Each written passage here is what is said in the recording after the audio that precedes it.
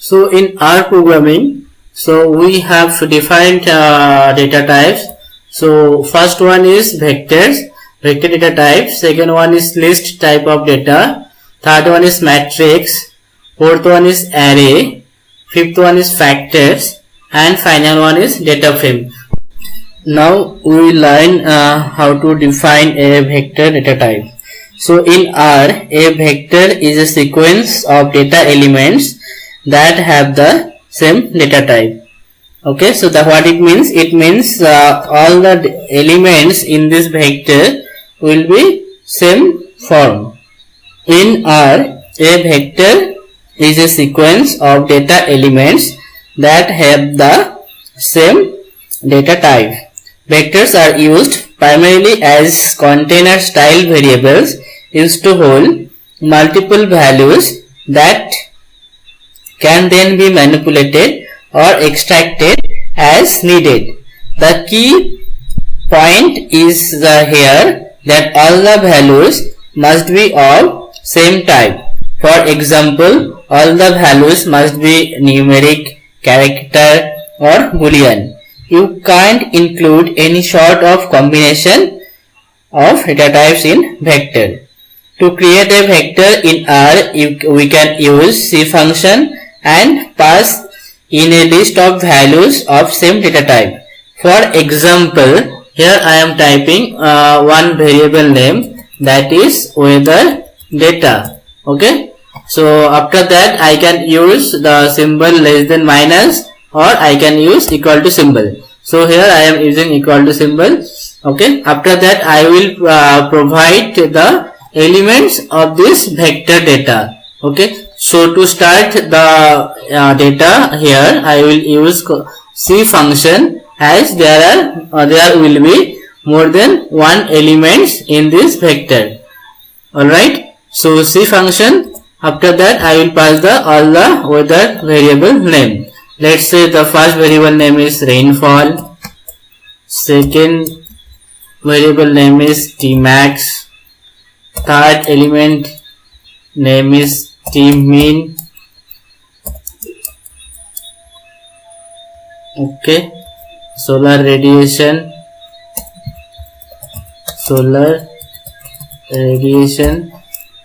wind speed. So these are the elements. Okay, so these are the elements of this vector. So here weather data is a vector data type. After executing this code, you can see my code is successfully executed after clicking on this run button. If I press or if I write here weather data,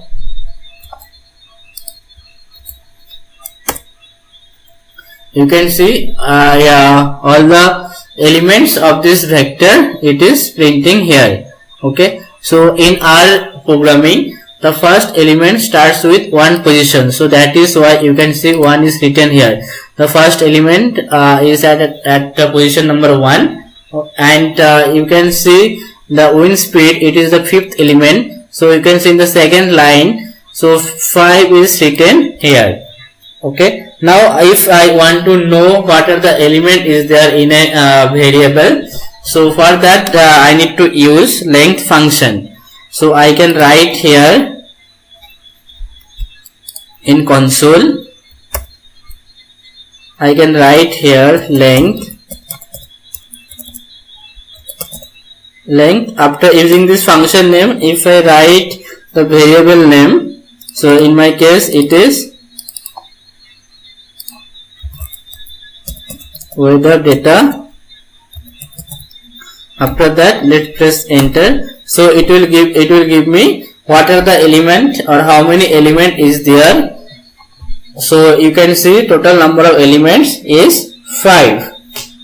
And if I want to access any element name for a particular index position, so for that I can write here variable name in third bracket. If I write 2, so it will print what is the element or what element is there in this data type or in this data. So in my case, you can see that my second element is Tmax. Okay, so it is supposed to print T max as a output. You can see my output is T max. Next, there is a one operator, that is colon operator. So basically this colon operator is used to give the numbers from starting position to end position. Suppose if I write A is one variable and it's having number 1 colon 10. So it means all the numbers starting from 1 to 10, it will be stored in this variable A. Okay, so press enter. After that I am typing A here. So you can see all the elements or all the numbers from 1 to 10, it is stored in A. So now if I write weather data, after that weather data, if I give the index value 3 colon 5, so what will print? So it will simply print what are the element present from 3 to 5th position. So if I press enter, you can see the third element is here T mean, then solar radiation, and final one is wind speed. So all this element from position number 3 to 5, it will be printed in the console area. So this is the way how we can access the elements of a vector data. Now suppose there is another variable which consists of character data type as well as some numeric data type.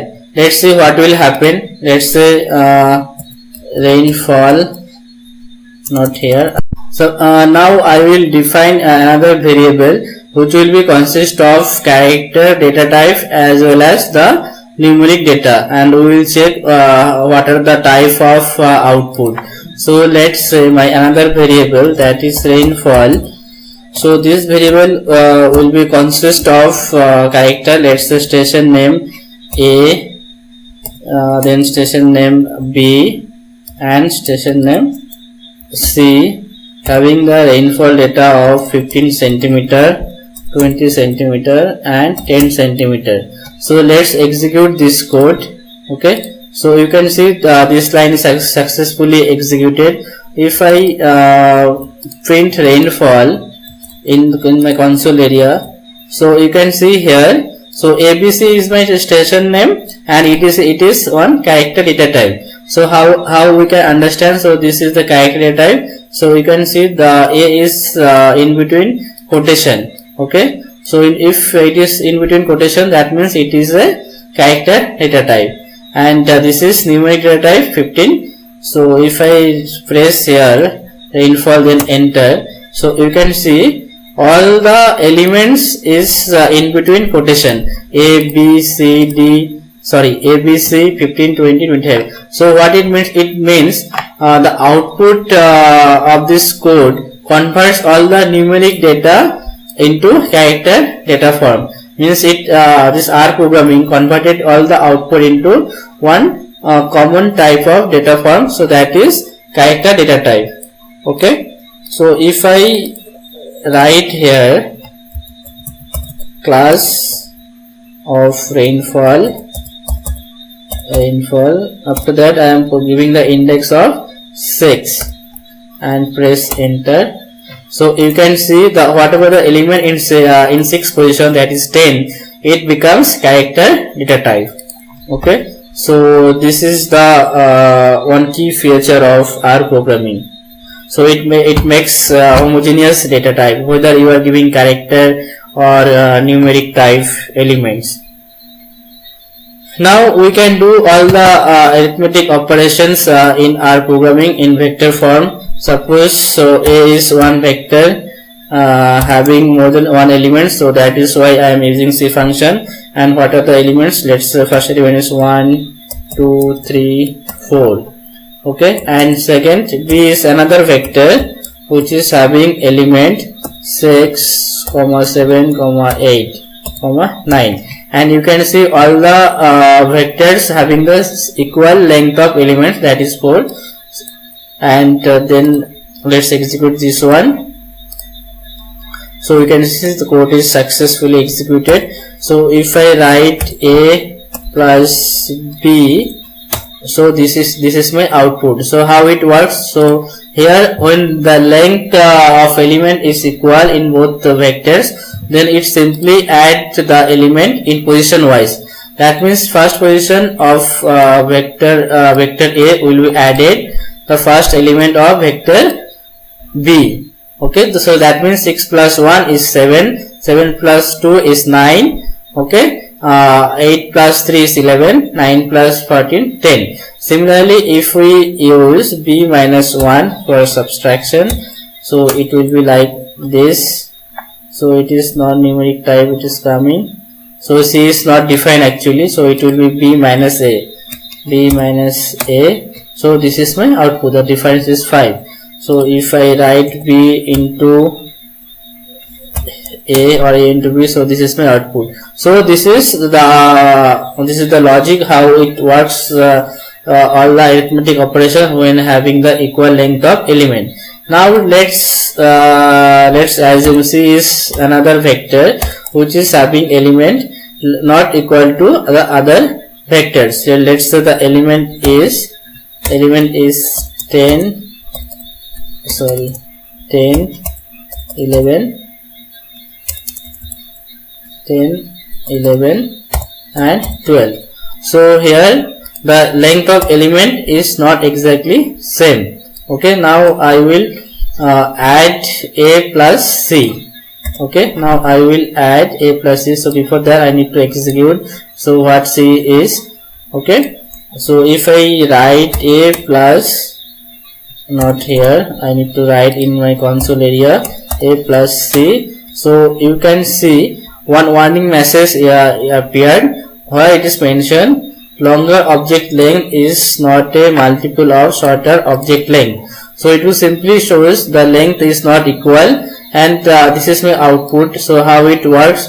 So 10 plus 1 it becomes 11. Okay, so 2 plus 11, then it becomes 13. Then 3 plus 12 it becomes 15.